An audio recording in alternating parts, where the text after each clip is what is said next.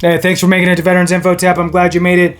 Hey, wanted to give you a quick rundown from the Office of the Inspector General, their August 2023 highlights, or lowlights, really. Lowlights for the lowlifes, typically, in this report. But nonetheless, it's good situational awareness for us to know kind of what's going on and what's happening out there with regard to the OIG and what they're doing over at the VA. So, for those that know, I've done this a few times, and basically it goes into a couple different things. The two main categories that I will talk about are healthcare investigations and benefits investigations. So, let's just jump right into it. I'm going to read kind of the headline of it, and then there's a little snapshot. Headline, little snapshot, headline, little snapshot. All right.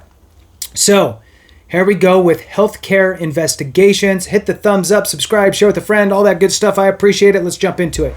Multiple companies and individuals charged in connection with foreign medical program fraud scheme. That's the headline. And here's the blurb. An investigation by the VA Office of Inspector General and the U.S. Department of State's Diplomatic Security Services resulted in charges alleging that 12 individuals and 24 companies participated in a long-term scheme that targeted veterans overseas. Allegedly, the defendants created a network of medical and pharmaceutical service providers that submitted thousands of false claims to VA's foreign medical program for services that were double billed, grossly overpriced, unnecessary, or not rendered.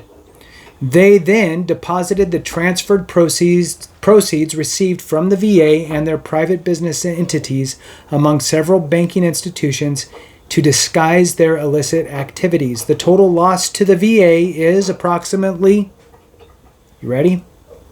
$67 million.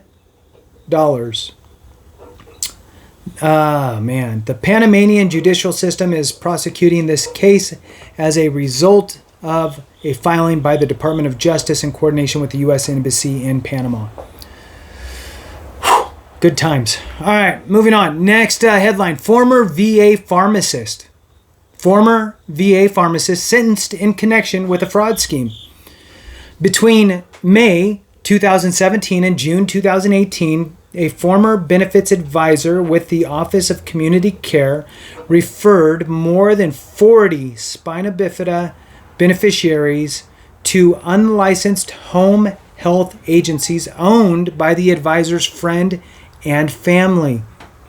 Among the referrals, the benefits advisor sent patients requiring home health care to a pharmacist who ran such an agency and later obtained employment with the Rocky Mountain Regional VA Medical Center in Aurora, Colorado.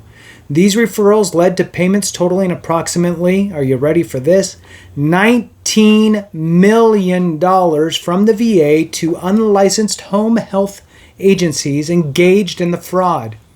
The pharmacist was sentenced in the District of Colorado to 4 years supervised release and ordered to pay restitution to the VA of $613,000 and a fine of $5,000 as part of the plea agreement.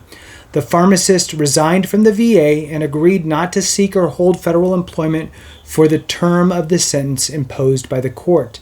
The investigation was conducted by the VA OIG, FBI, and the Internal Revenue Service Criminal Investigation.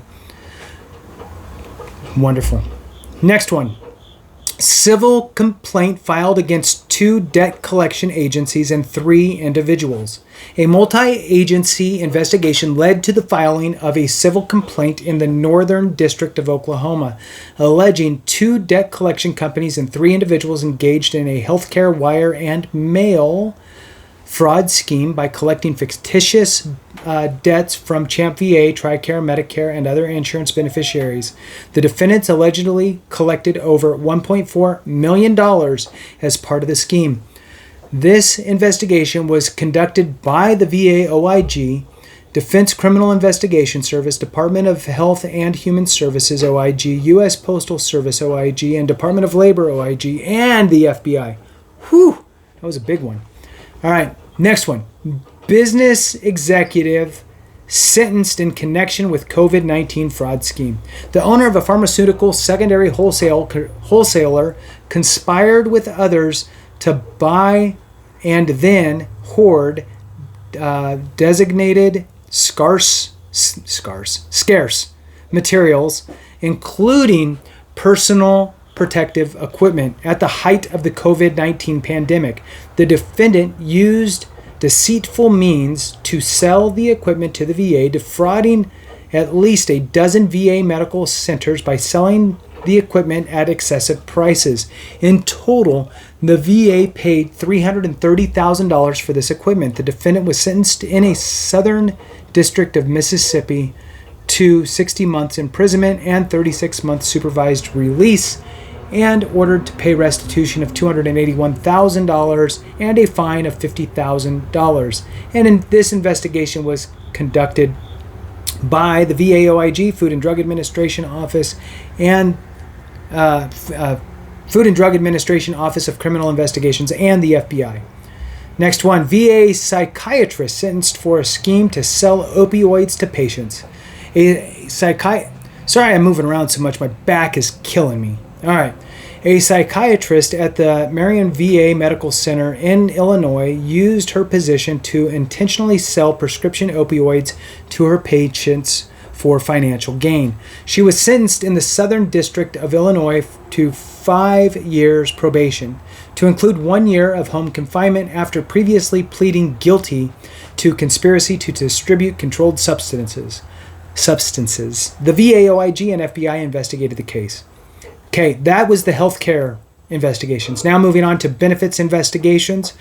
Business owner pleaded guilty to defrauding VA of more than $4 million. The owners of a business that claimed to provide home health services to veterans submitted fraudulent applications on behalf of unwitting VA beneficiaries for VA pension with aid and attendance benefits. Qualified veterans or surviving spouses who receive aid and attendance benefits receive a higher monthly pension amount to assist with daily living activities. The investigation, which was conducted by the VA/OIG, revealed that the defendants falsely claimed to have provided home assistance to the beneficiaries before submitting the applications and disguised their role in the application process during their interactions with the victims. They received more than $4 million in VA funds intended for more than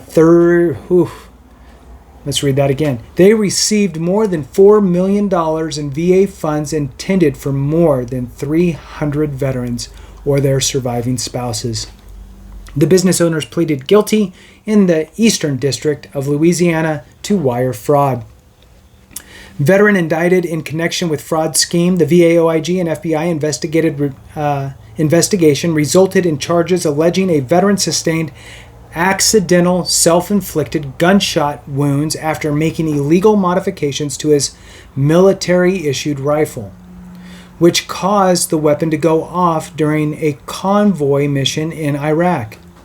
The defendant then allegedly fraudulently obtained a Purple Heart for that gunshot wound and a 100% service-connected disability rating from the VA for several issues, primarily caused by the accidental shooting.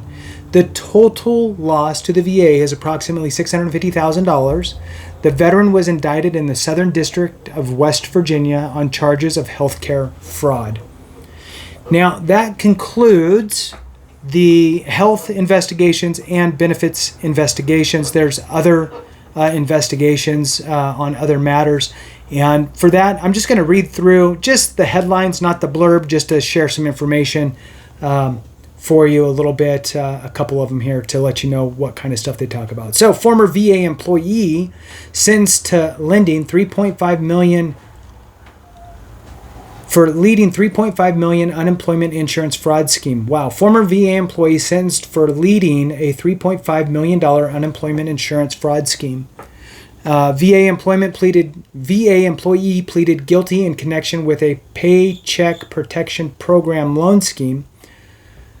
Veteran pleaded guilty to making threats against a VA employee in the Loma Linda VA Medical Center. Veteran pleaded guilty to firearm possession at the Tulsa VA outpatient clinic. Were a few of them there. All right, so with that, we'll go ahead and conclude it. Thanks so much for watching. I appreciate you. Have a great one. And remember, if we don't take care of each other, something went wrong.